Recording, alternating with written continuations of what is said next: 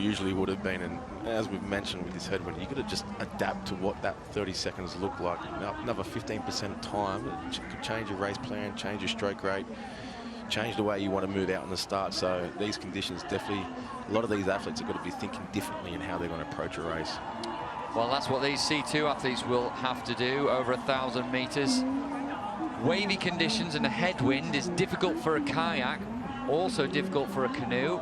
As you can see there, the paddlers kneeling, so they have a higher center of gravity, really narrow boats, and being two of them, they have to be able to work together. Now, combination of waves, wind, and losing the timing can make it very, very difficult for these paddlers.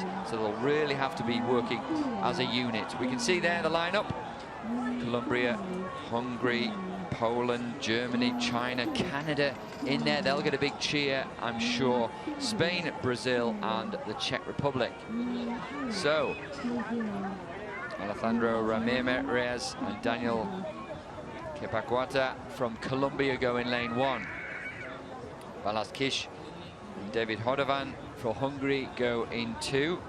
Dominik Nowacki and Norman Zezula from Poland, they go in lane 3. Sebastian Brendel and Tim Hecker, ever-present Sebastian Brendel at the World Championships.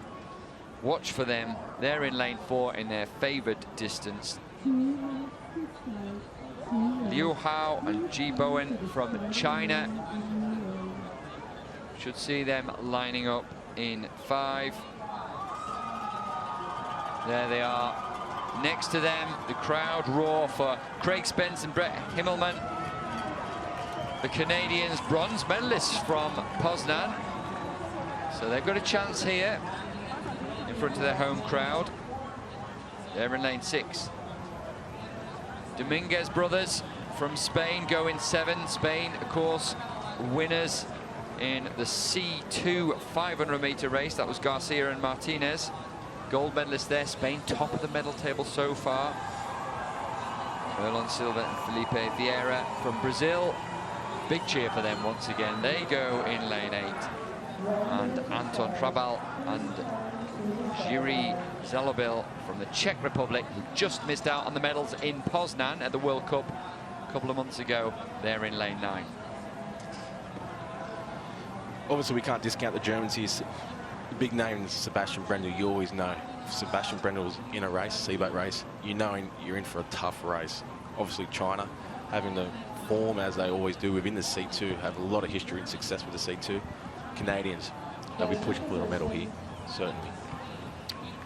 Yeah, this could be who's wise, who just paces it right, and waits and waits and waits to make their move. Well, we'll find out in the next 4 minutes or so. The final of the men's C2 1,000 meters is underway, and Germans, perhaps unsurprisingly slightly, get away to a good start.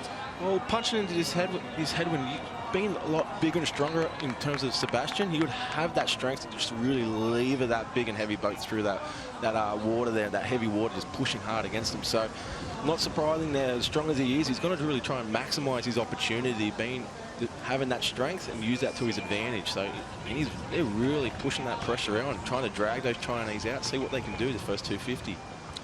It's interesting, trying to go with them as well.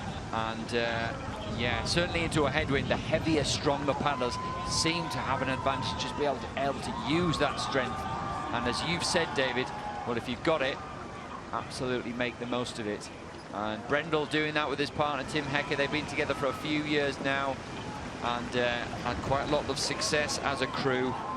Won both World Cups in this event this year. 3rd at the Tokyo Olympics, and Sebastian Brendel in the front of that boat, absolute legend of the sport. He's won more World Championship gold medals than even Lisa Carrington. So quite an achievement.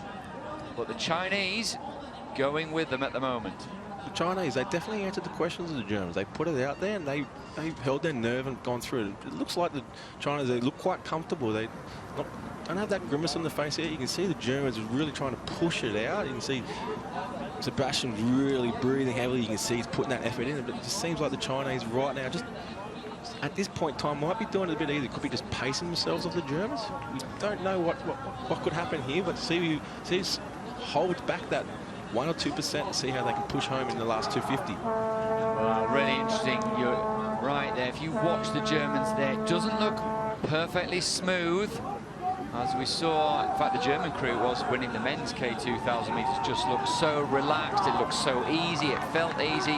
Not the case for Brendel and Hecker. That doesn't mean to say they're not going to win this one, but certainly you could see that they are putting a lot of effort in, they're spending a lot of money in terms of energy, and that may well tell towards the end. They've got 3/4 of a boat length on China. Really interesting shot, that one, to see.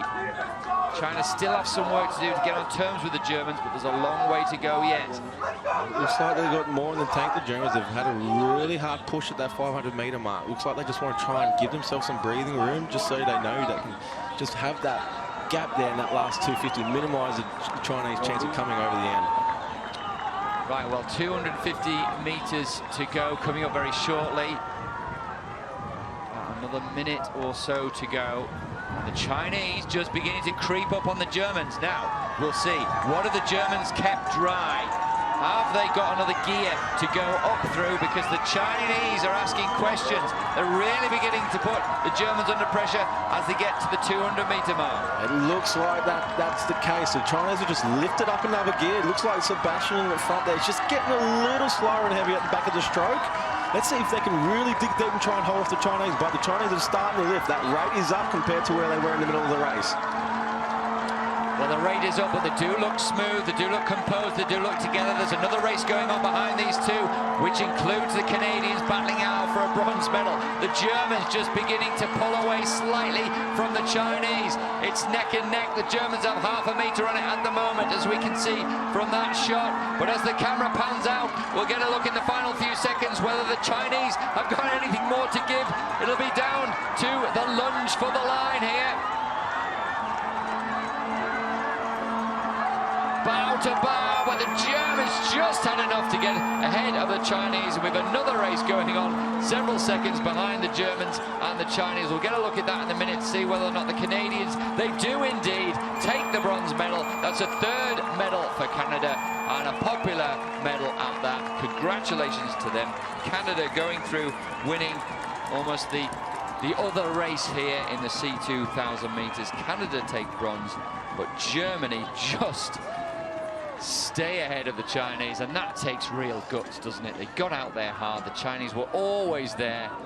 They kept pushing, kept asking questions. We thought maybe the Germans had given everything, but when it comes to digging deep, not many more people can dig deeper than Sebastian Brendel. That was really impressive. As you said, we thought that maybe they might have gassed out a little bit too much through that 750 mark, but it seemed as though Sebastian and Tim Hecker, they really wanted to get their nose out in front and dictate the terms of the race. So their race plan, it seemed like we're going to get out in front, and whenever the Chinese want to push, we're going to push back. And they just held that 1 foot lead on them all the way through. And anytime the Chinese moved, they moved. Chinese move, we'll move. And that's really impressive skill set by Sebastian, just dictating the terms of how they're going to race.